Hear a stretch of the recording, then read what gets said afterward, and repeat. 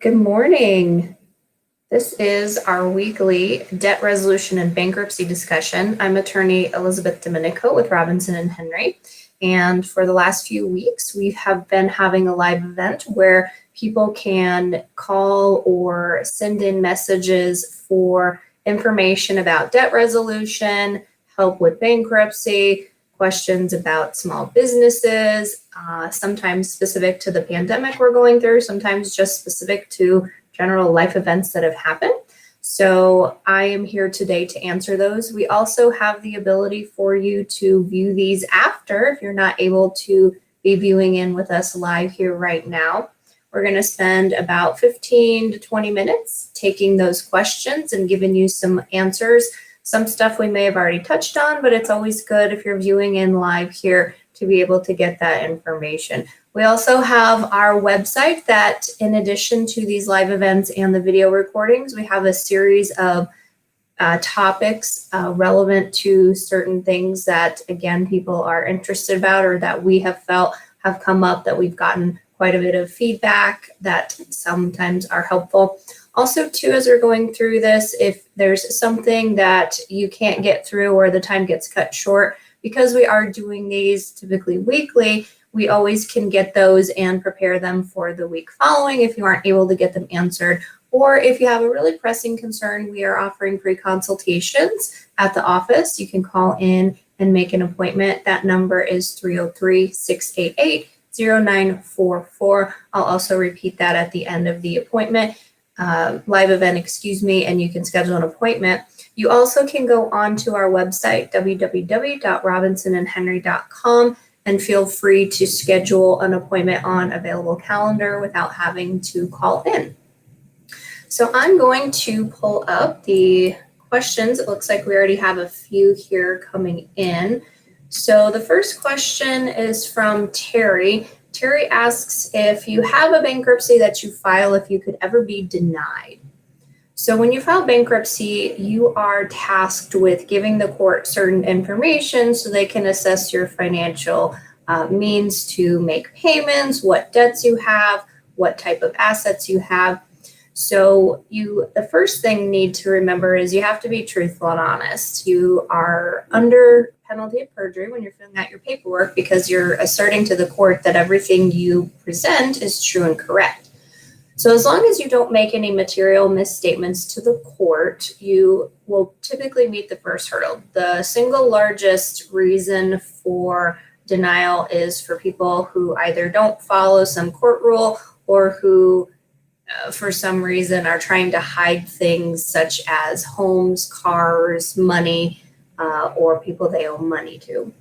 So you can be denied if you're not truthful. So that's the very first thing. So as long as you're truthful and honest in your disclosures, and that's why a lot of times it's important to have an attorney or professional who can walk you through, because sometimes you don't know what information is being asked for or if it's relevant. And that's an attorney's job, is to help you make that determination to make sure you're not missing large things that the court is asking you to report. The second reason that it might be denied is if you fail to follow some court order. If you don't pay your filing fee, if you don't complete your credit counseling courses, those are all reasons that they could dismiss or deny your case.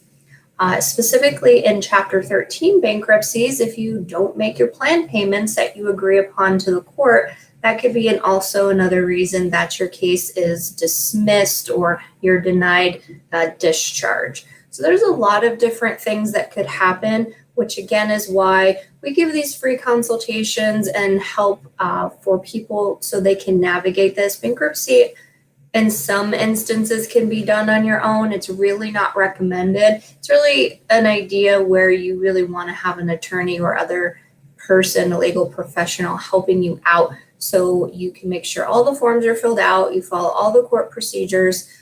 Chapter 7s are somewhat a little bit easier to do yourself. Chapter 13s and Chapter 11s, we absolutely do not recommend trying to do on your own. And sometimes judges can even require you to get an attorney depending upon your circumstances. So that's why give us a call, ask us questions. We can help you navigate through that. Next, we have a question if a bankruptcy can affect a security clearance. That is a very common question I get. We have a lot of military professionals as well as veterans or people in the financial industry, especially since there's a lot down in the Colorado Springs area where we have an office, that definitely want to know the answer to this. I will tell you that in the time I've been practicing, which has been over a decade, that I've never seen anyone denied a security clearance due to a bankruptcy. Now, there is a little bit of work that typically has to be done. Most of the time, you should make your commanding officer or otherwise person in position, if you're in the financial industry, aware of the bankruptcy. I have had instances where the officers or bosses have asked me to write a letter just stating the circumstance that this person is in bankruptcy, they're taken care of either through repayment in a Chapter 13 or liquidation in a Chapter 7, that their debt's going to be taken care of. The background of why it could potentially have an impact is because if you're in a position where you have this clearance or you're in a fiduciary capacity with people's finances and you have debt, there is a risk of bribery or something being able to be done where you're deceitful with taking money due to gambling or paying off debt. And they don't want that to be an issue, so there are workarounds. But my recommendation is you're always upfront and honest and just ask if it's going to be an issue. And if it is, then we can discuss other alternatives to bankruptcy. But in reality, I've never seen it impact and prohibit someone from getting or renewing a security clearance. The only thing I will say is if you're in the midst of getting a Series 7 or a Series 9 licensure and it's brand new, you probably want to wait to file a bankruptcy until after you've received those, because it can put a halt until the bankruptcy is done on the ability to obtain those type of licensures. All right, next, Katie from Denver asks if there are any tax implications to bankruptcy. I'm not quite sure the breadth and scope of what you're asking, but I can kind of tell you a little bit about what I've seen. So a lot of times when you do debt settlement, you will have a tax implication because when you have debt that's what is called forgiven, you can have that lender tax what you don't pay. So let's say you had $10,000 you owed on a credit card and your lender settled for $5,000 and you paid that. You would then likely get a 1099, especially if it's a credit card or a loan from a bank that is sent to both the IRS and to you, that says that $5,000 that you didn't pay, that you had, quote, forgiven, is then taxable as if it were income to you. So if you have a large amount of debt and you are getting a lot reduced and forgiven, you could put yourself in a new tax bracket or result in tax liability. Now, unlike that scenario, a bankruptcy actually discharges your debt. So if you're in a Chapter 7 and you're just getting rid of the debt and you're not paying any of it back, or in a Chapter 13 and you pay some of it back but not all of your unsecured debt back, you will get a discharge, meaning that the creditor can't come back after you. They can't sue you if they don't get their money through the bankruptcy. The discharge does not have a tax consequence. Now, in reporting that you have filed a bankruptcy, especially in periods of time where you're in a Chapter 13 for anywhere from 3 to 5 years, it is important to potentially let the taxing authorities know that you have filed bankruptcy. There's a special form and they've changed the form number. So you would want to talk to a tax professional about what form you would need to file with your taxes that shows you're either in active bankruptcy or you've received a discharge. Because sometimes these lenders try to give you 1099s and not have it shown as a discharge. Or there's just some confusion where you didn't pay the debt and they charged it off and issued you a 1099 instead of you having paid it. And if you're in this limbo period with having filed a bankruptcy, that stops them from being able to tax you on it. So it's always important to make sure you let your professional know when you're doing taxes in bankruptcy about either the discharge or the filing so they can file the appropriate forms. All right. Casey from Colorado asks, when is personal debt enough to justify bankruptcy? Everybody's different. Some people have a lot of debt. Some people, in the grand scheme of things, don't have very much.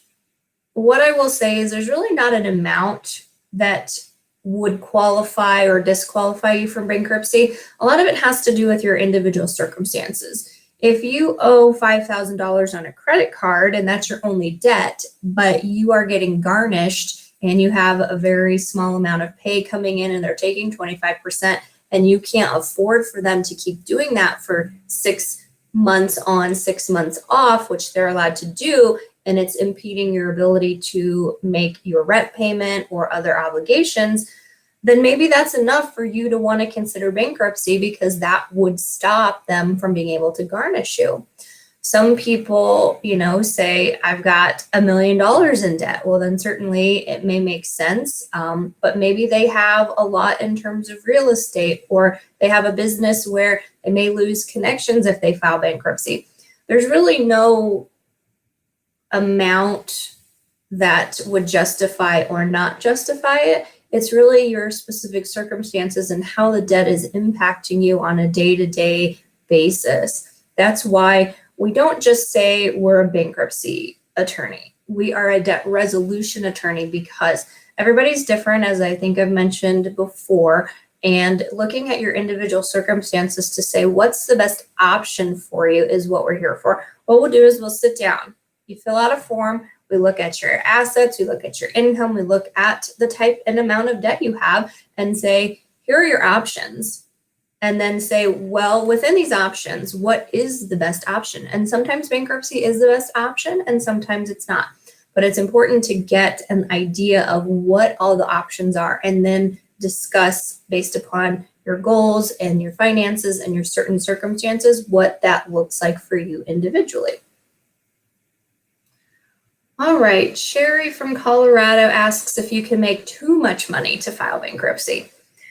The nice thing about bankruptcy is there's no cap on the amount of money you can make to file. Now, in certain circumstances, if you have very high income relative to what the state of Colorado has set as what we call median incomes, and there are guidelines as to, for qualification for Chapter 7, what you can and can't make. And if you exceed that, then the court would probably say a Chapter 13 or maybe even a Chapter 11, which depends on the amount of debt, not really your income, would be looked at to say, what, if any, of this debt do you have to pay back? The more money you make over those median income figures, and your median income figures have to do with the amount of people in your household, how many family members, and those are set out by the United States Trustee's Office, and they vary from state to state, which is another reason why it's good to talk to a legal professional to see what those standards are and where you fall within those relative to your income. In some circumstances, the very worst case scenario is if your income is very, very high relative to that number, you may end up paying all of your debt back in a Chapter 13 or Chapter 11 bankruptcy over a period of up to 5 years. Now, one nice thing is that the interest and penalties do stop accruing during that time, and your creditors cannot force you to have a garnishment or liens put on your home. So bankruptcy may not always be where you're getting rid of a lot of the debt. It may be more of a workout to make a more reasonable payment schedule of your debt over a period of time so that you can make better cash flow on your monthly budget. All right, a very common question I always get asked is, do potential lenders view a Chapter 13 more favorably than a Chapter 7, since Chapter 13 is a repayment plan? We have found no indication from any clients that I've had that lenders view a Chapter 13 or a Chapter 7 more favorably. Some instances where you would have this difference looked at would be, again, in the military or financial field. Some, for whatever reason, employers in military look more favorably upon a Chapter 13 where you are trying to repay and maintain your debt. I have people had experiences where they've told me that. But by and large, overall, there's really, in terms of getting a home in the future, getting credit lended to you, isn't going to be a preference that you're going to be denied because you did a 7 versus a Chapter 13. All right. One question is, how does restitution play into bankruptcy? Can you include that in Chapter 13? So if you are ordered to pay a fine to the court through restitution or any kind of criminal penalty, that's not going to be something that you can discharge in bankruptcy. But just like child support, which is also non-dischargeable, you could look at using a Chapter 13, which is a repayment of certain debts over a period of anywhere from 3 to 5 years, to become current or pay your restitution obligation. You have to just talk to the entity that you are owing that money to and let them know that that's going to happen, because sometimes they have these payments set up automatically through payroll or some other avenue. But the court does say you can take that amount owed and you can pay it back over that period of time in a Chapter 13 bankruptcy. All right.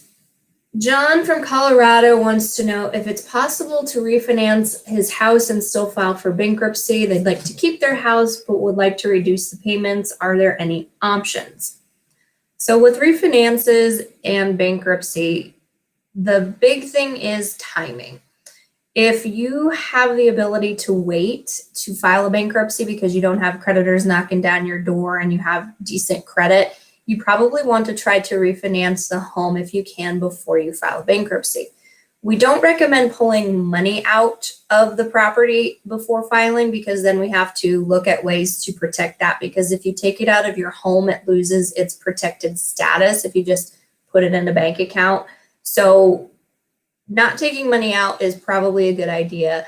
But lowering your payments through a refinance is definitely something, if you could do it before you file, would be appropriate, because typically once you file, you're going to take a negative impact to your credit score, and that there might preclude you from then being able to refinance. Once you file a bankruptcy, you probably, again, due to that negative credit impact, are going to have to wait a few years to file for a refinance. You probably won't have good enough credit right after or during a filing. But if you can't, then again, that 2-year period is kind of the mark we look at once you file a bankruptcy, that you should be looking to be able to get refinanced after that. And if you're in a Chapter 13, and some people say, well, if I'm in the bankruptcy for 3 to 5 years, how am I going to refinance? Again, it has to do with your credit score. If you want to refinance with you're in a Chapter 13, that is definitely something we have a lot of clients do. You do have to get permission from the Chapter 13 trustee to do that. But again, it is something that can be done about 2 years after you file is the normal date. All right. Couple more questions. If I file for business bankruptcy, will my personal credit be affected? I have to assume they're connected, right? Well, that all depends on the actual liability that is owed on the business debt. If the business itself files for bankruptcy and there are no personal guarantees or obligations on any of the business debt, then no, it should not have an impact on your personal credit score. If a bankruptcy is filed for the business itself as a separate entity, and you are also a debt holder on that debt personally, and then you don't pay the debt, well, certainly your impact of credit can happen, but that's not due just to virtue of the business having filed bankruptcy. That has to do with non-payment of debt. If the debt's being paid and you end up taking it on personally, then you're not going to have that negative impact. So just like one common question is, if I file bankruptcy, is my spouse going to be impacted? Well, the only impact would be is if the debt was joint with the spouse and they did not pay. Just because someone files bankruptcy and someone else is on the debt, it doesn't decrease your score. Now, it will show in the section where the notation is on your credit report that there was a bankruptcy filed by an account holder. but it cannot show that you personally have filed bankruptcy if you haven't, and it can't negatively impact the credit score as long as that debt is being paid, even if the other person or business or party who owed the debt has declared bankruptcy. Now, when we have joint debt, we always recommend, whether it's business and personal or spouse and filer, to always have the other person who may be obligated on the debt to run a credit check. They're not supposed to, but sometimes lenders do things that they're not supposed to, and they report it incorrectly, and it does impact the other party's score. At that point, you really probably want to take legal intervention, because that would be what we consider a violation of the Fair Credit Reporting Act, and that other person would have some legal recourse they could take against that lender for detrimenting their credit score. Okay, Stephen from Boulder asked, is there a bankruptcy option that will let you improve your credit faster? There's really no difference in the credit impact from Chapter 7, Chapter 13, or Chapter 11. You're going to take some type of hit to your credit, regardless of whether it's very low already or very high.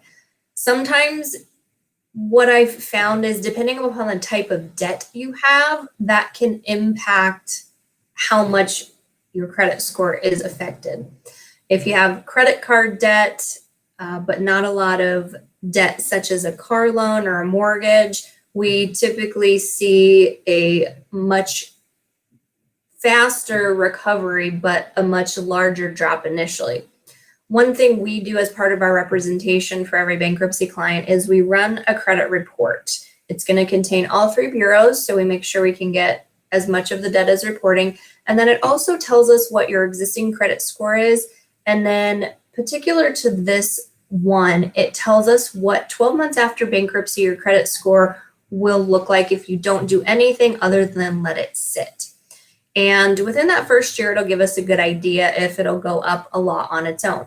If it doesn't, then what we like to do is, depending upon the goals of the individual, say someone says, I want to be able to buy a new car, or in that 2 years, I want to be able to buy a house. We can help them with how to rebuild that credit faster through some tailored specific advice, whether it's getting a new car loan or getting secured credit cards that you pay off every month. There are different ways to rebuild it, but in terms of a specific chapter of bankruptcy, 7 or 13 isn't going to mean faster recovery just by having done a certain chapter. All right, Cameron from Denver asked if there's a particular point where you need to just cut your losses and file for bankruptcy. Again, this is all specific to everyone's circumstance.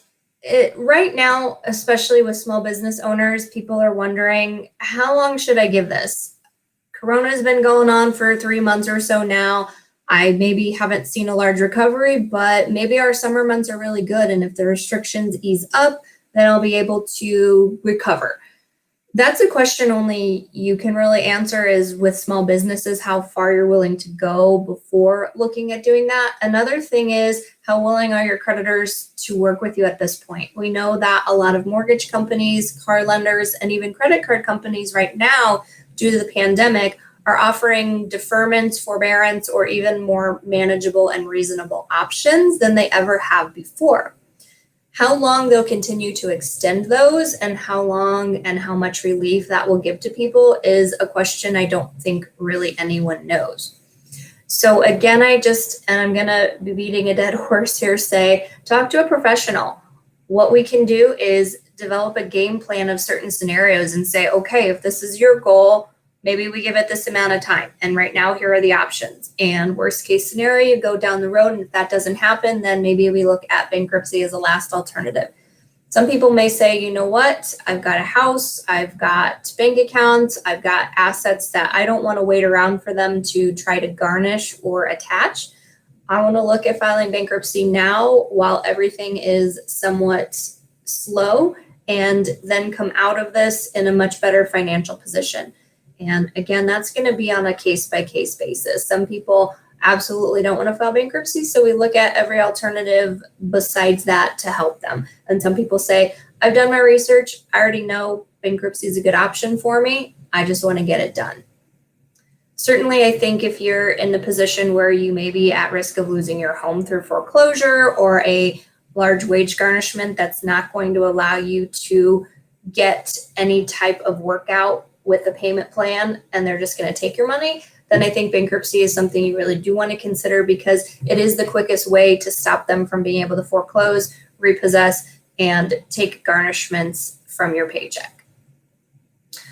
All right, I think we got time for one more question. Someone asked if, they keep hearing mixed things about mortgage forbearance, that you will owe a lump sum at the end, but I've heard lump sum payments depend on your loan. Can you help clear this up? There is a lot of stuff that's going on right now that mortgage companies aren't being very upfront about. For example, and this only has to do with active clients that I have in bankruptcy. They call the mortgage lender, they are offered a 3-month forbearance. They sign the paperwork, they don't have to pay for 3 months. But what the mortgage company doesn't tell them, and what we don't find out until the actual agreement is filed with the bankruptcy court, is that in 3 or 6 months' time, this individual is going to have to come up with that money in a lump sum, or they will then be in default again. So some lenders are very clear about this and some are not. And it does depend on the lender and type of loan. But the ones I have seen, probably about 5 in the last month filed, all carried that lump sum provision that says, oh, you need to call your lender or work with your attorney to try to bring this current at the end of that forbearance period because you're going to owe it all in a lump sum, which doesn't really make a whole lot of sense to me why they're doing it that way and why they're not being upfront about it, because if most people saw that, they probably wouldn't agree to it. But that is just something you're going to very specifically want to ask your lender before you enter into any kind of forbearance agreement with them. Again, if you would like us to look things over and guide you on that, it is something we absolutely are very happy to do. All right, so I think that's all the time that we have for this week. Thank you everyone for tuning in and for your questions that are definitely, I know, ones that a lot of people are sharing and having because I'm seeing them come up in my consultations. So remember, we are going to be looking to do this weekly. You can pre-register and pre-send in your questions and concerns. You can also find us online to schedule a free consultation, either through our website, www.robinsonandhenry.com, or you can call our main office, 303-688-0944 to do that. If you want to specifically have that consultation, remember it's a free 30-minute consultation. If you're looking to have things reviewed like a lease or things like that, you can do paid consultations as well if you need a little bit of more time or need certain legal advice. Thanks for viewing in, and I'll see you all.